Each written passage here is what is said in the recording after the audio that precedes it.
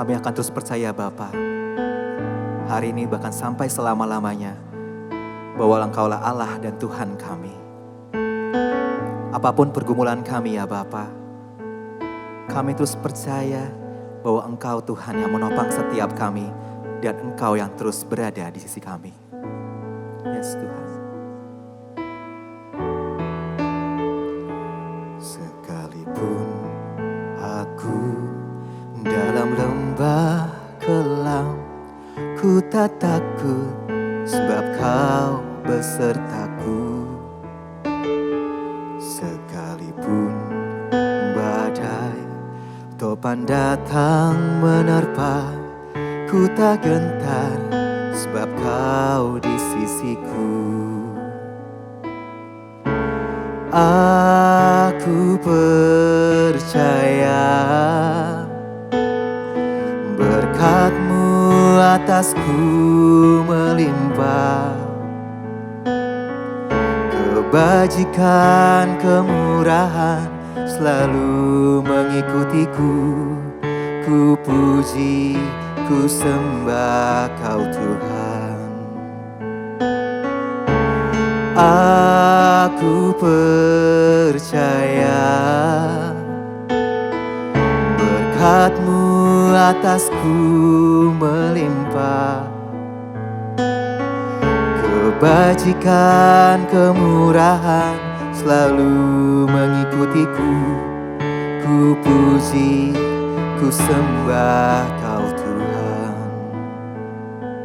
Yes Tuhan, kami percaya ya Bapa. Sekalipun aku dalam lembah kelam, ku tak takut sebab Kau besertaku. Sekalipun badai topan datang menerpa, ku tak gentar sebab Kau di sisiku. Aku percaya berkat-Mu atasku melimpah, kebajikan kemurahan selalu mengikutiku. Ku puji, ku sembah Kau Tuhan. Aku percaya berkat-Mu atasku melimpah, kebajikan kemurahan selalu mengikutiku. Ku puji, ku sembah Kau Tuhan.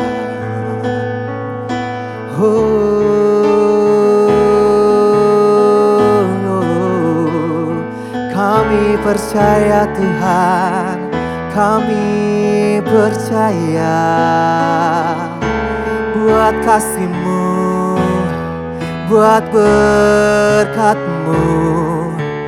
Oh, kami terus percaya ya Bapa. Oh, Yesus Tuhan.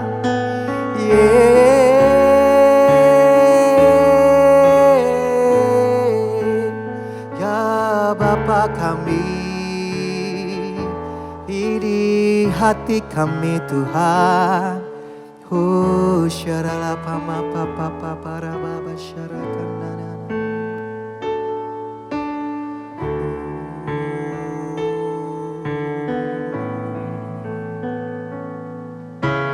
Aku percaya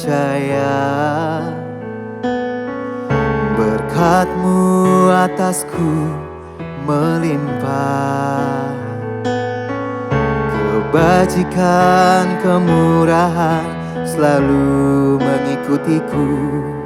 Ku puji, ku sembah Kau Tuhan. Ku puji, ku sembah Kau Tuhan. Ku puji, ku sembah Kau.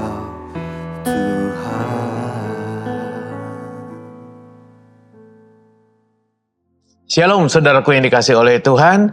Hari ini mari kita akan membaca dan merenungkan firman Tuhan dari kitab Yosua pasal yang ke-10 ayat yang ke-42 yang berkata demikian. Sebab yang berperang untuk orang Israel ialah Tuhan Allah Israel.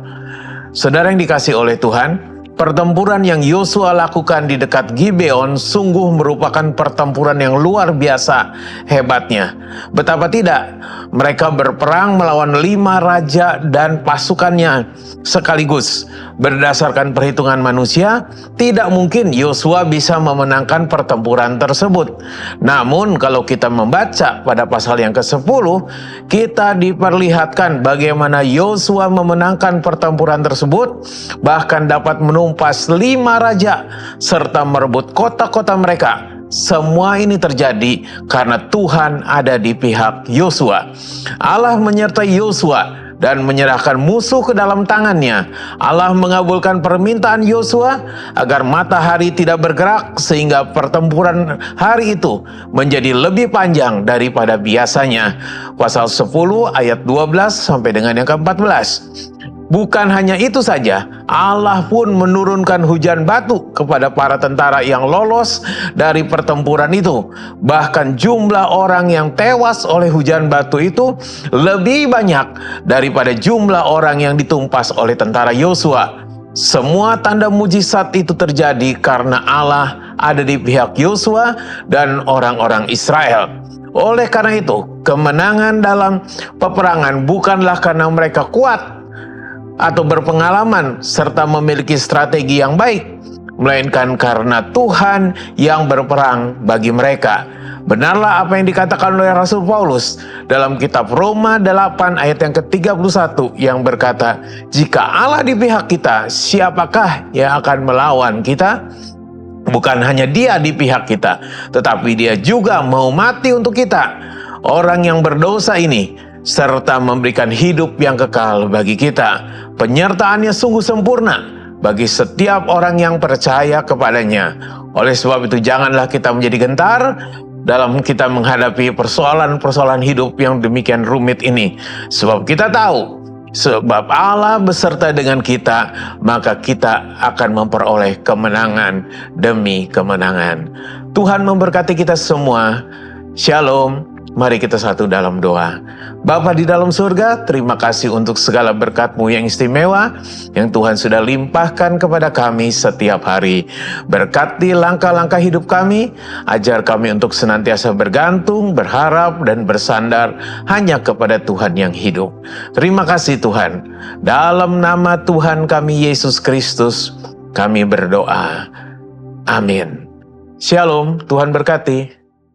Yosua 10. Pertempuran dekat Gibeon, Yosua merebut bagian selatan Kanaan. Setelah terdengar oleh Adoni-Sedek, Raja Yerusalem, bahwa Yosua telah merebut Ai dan telah menumpasnya seperti yang dilakukannya terhadap Yerikho dan terhadap rajanya. Demikianlah juga dilakukannya terhadap Ai dan terhadap rajanya dan bahwa penduduk kota. Gibeon telah mengadakan ikatan persahabatan dengan orang Israel dan diam di tengah-tengah mereka, maka sangat takutlah orang, sebab Gibeon itu kota yang besar, seperti salah satu kota kerajaan, bahkan lebih besar dari Ai, dan semua orangnya adalah pahlawan. Sebab itu Adoni-Sedek, Raja Yerusalem, menyuruh orang kepada Hoham, Raja Hebron, kepada Piream, Raja Yarmut, kepada Yafia, Raja Lahis, dan kepada Debir, Raja Eglon, mengatakan, datanglah kepadaku dan bantulah aku, supaya kita menggempur Gibeon, karena telah mengadakan ikatan persahabatan dengan Yosua dan orang Israel. Lalu kelima raja orang Amori itu berkumpul dan bergerak maju. Raja Yerusalem, Raja Hebron, Raja Yarmut, Raja Lahis dan Raja Eglon. Mereka beserta seluruh tentara mereka. Mereka berkemah mengepung Gibeon dan berperang melawannya. Lalu orang-orang Gibeon itu menyuruh orang kepada Yosua ke tempat perkemahan di Gilgal, mengatakan, jangan menarik tanganmu daripada hamba-hambamu ini. Datanglah dengan segera kepada kami. Lepaskanlah kami dan bantulah kami. Sebab semua raja orang Amori yang diam di pegunungan telah bergabung melawan kami. Lalu Yosua bergerak maju dari Gilgal, dia dan seluruh tentara yang bersama-sama dengan dia. Semuanya pahlawan yang gagah perkasa. Berfirmanlah Tuhan kepada Yosua, janganlah takut kepada mereka, sebab aku menyerahkan mereka kepadamu. Tidak seorang pun dari mereka yang akan dapat bertahan menghadapi engkau. Lalu Yosua menyerang mereka dengan tiba-tiba, setelah semalam-malaman bergerak maju dari Gilgal. Dan Tuhan mengacaukan mereka di depan orang Israel, Sehingga Yosua menimbulkan kekalahan yang besar di antara mereka dekat Gibeon, mengejar mereka ke arah pendakian Bet Horon dan memukul mereka mundur sampai dekat Azeka dan Makeda. Sedang mereka melarikan diri di depan orang Israel dan baru di lereng Bet Horon, maka Tuhan melempari mereka dengan batu-batu besar dari langit sampai ke Azeka, sehingga mereka mati. Yang mati kena hujan batu itu ada lebih banyak dari yang dibunuh oleh orang Israel dengan pedang. Lalu Yosua berbicara kepada Tuhan pada hari Tuhan menyerahkan orang Amori itu kepada orang Israel. Ia berkata di hadapan orang Israel, "Matahari, berhentilah di atas Gibeon dan engkau, bulan, di atas lembah Ayalon." Maka berhentilah matahari dan bulan pun tidak bergerak, sampai bangsa itu membalaskan dendamnya kepada musuhnya. Bukankah hal itu telah tertulis dalam kitab orang jujur? Matahari tidak bergerak di tengah langit dan lambat-lambat terbenam kira-kira sehari penuh. Belum pernah ada hari seperti itu, baik dahulu maupun kemudian, bahwa Tuhan mendengarkan permohonan seorang manusia secara demikian, sebab yang berperang untuk orang Israel ialah Tuhan. Kemudian Yosua dan seluruh orang Israel yang menyertainya pulang kembali ke tempat perkemahan di Gilgal. Kelima raja itu melarikan diri dan bersembunyi di dalam gua di Makeda. Kepada Yosua dikabarkan, demikian, kelima raja itu telah ditemukan bersembunyi di dalam gua di Makeda. Lalu berkatalah Yosua, "Gulingkanlah batu-batu yang besar ke mulut gua itu dan tempatkanlah di sana orang untuk menjaga mereka. Tetapi kamu, janganlah kamu berhenti. Kejarlah musuhmu dan hantamlah barisan belakangnya. Janganlah biarkan mereka masuk ke dalam kota-kota mereka, sebab Tuhan, Allahmu, menyerahkan mereka kepadamu."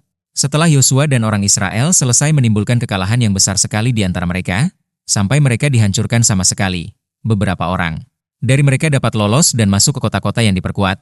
Pulanglah seluruh bangsa itu dengan selamat kepada Yosua ke tempat perkemahan di Makeda. Tidak ada seorang pun yang berani melemparkan kata-kata ancaman terhadap orang Israel.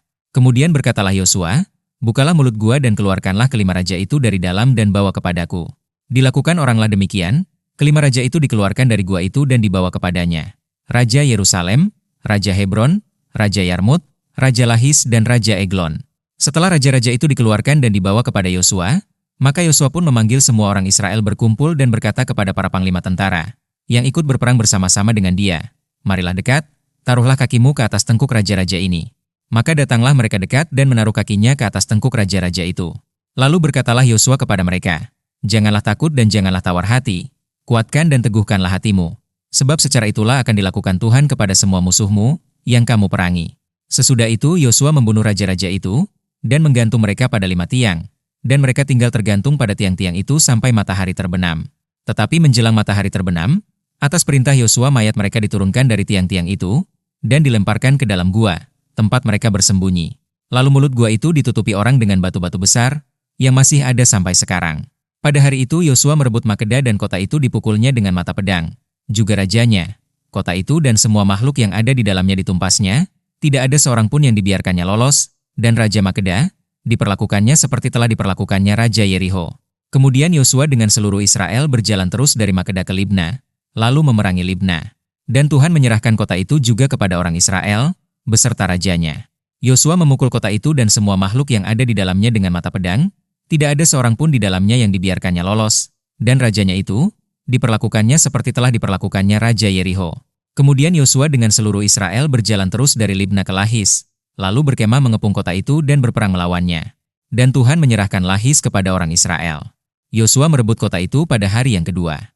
Kota itu dan semua makhluk yang ada di dalamnya dipukulnya dengan mata pedang, tepat seperti yang dilakukannya terhadap Libna. Lalu Horam, Raja Gezer, maju untuk membantu Lahis, tetapi Yosua menewaskan dia dan rakyatnya, sehingga tidak ada seorang pun padanya yang dibiarkannya lolos. Kemudian Yosua dengan seluruh Israel berjalan terus dari Lahis ke Eglon. Lalu mereka berkemah mengepung kota itu dan berperang melawannya. Kota itu direbut mereka pada hari itu juga dan dipukul dengan mata pedang. Semua makhluk yang ada di dalamnya ditumpasnya pada hari itu, tepat seperti yang dilakukan terhadap Lahis. Kemudian Yosua dengan seluruh Israel bergerak maju dari Eglon ke Hebron, lalu berperang melawannya. Negeri itu direbut mereka dan dipukul dengan mata pedang, juga rajanya dan segala kotanya dan semua makhluk yang ada di dalamnya. Tidak seorang pun yang dibiarkannya lolos, tepat seperti yang dilakukannya terhadap Eglon. Kota itu dan semua makhluk yang ada di dalamnya ditumpasnya. Kemudian Yosua dengan seluruh Israel kembali ke Debir, lalu berperang melawannya. Negeri itu beserta rajanya dan segala kotanya direbutnya, dan dipukul dengan mata pedang. Semua makhluk yang ada di dalamnya ditumpas mereka, tidak seorang pun yang dibiarkannya lolos. Seperti yang dilakukannya terhadap Hebron, demikianlah dilakukan terhadap Debir beserta rajanya, sama seperti yang dilakukannya terhadap Libna beserta rajanya. Demikianlah Yosua mengalahkan seluruh negeri itu, pegunungan, tanah Negeb, daerah bukit dan lereng gunung, beserta semua raja mereka. Tidak seorang pun yang dibiarkannya lolos, tetapi ditumpasnya semua yang bernafas, seperti yang diperintahkan Tuhan, Allah Israel. Yosua menewaskan mereka dari Kades Barnea sampai Gaza, juga seluruh tanah Goshen sampai Gibeon.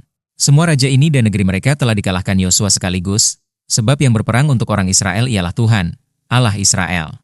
Kemudian Yosua dengan seluruh Israel pulang kembali ke tempat perkemahan di Gilgal.